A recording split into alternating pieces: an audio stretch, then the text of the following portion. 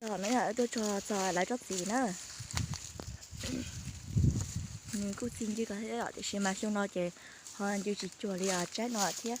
Trái nọ chỉ nhiều chỗ anh chú cha thế là nữa. Chị cá cười nữa, dễ cũng có cười nữa. Cái này rồi.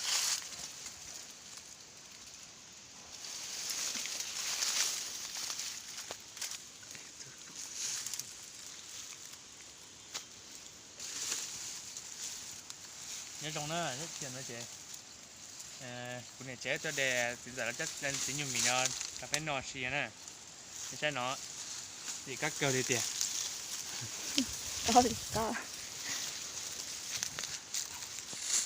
Cái này là lia cũng có cười nữa. Cho nó mà có thì mà nhẹ nó cười nó dọn nó sẽ cũng có cười đi.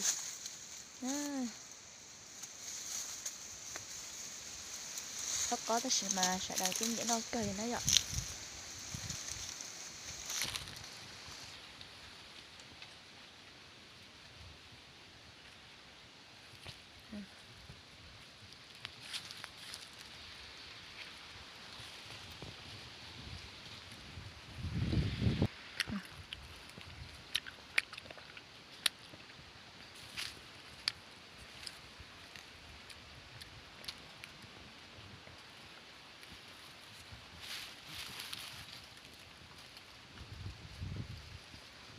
Hùa lại một số nón ra hùa.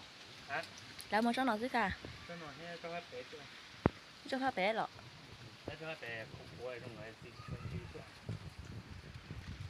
Cá thể.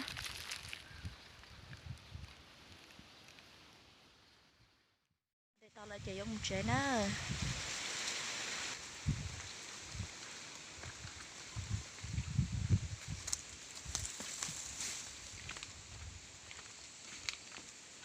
Nè. Ra cũng đã. Quài ở.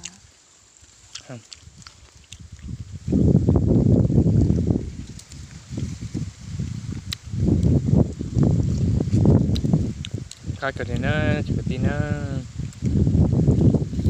nó mà có tao là check cái đi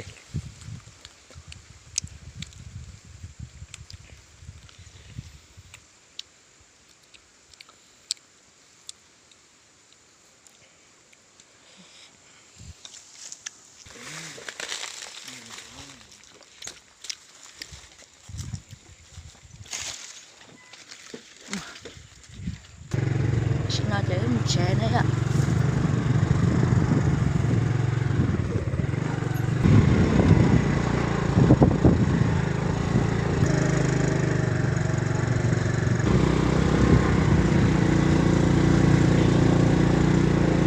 Bây giờ nếu bạn tao sẽ để bây giờ một tê tao kể trong nó xí nữa.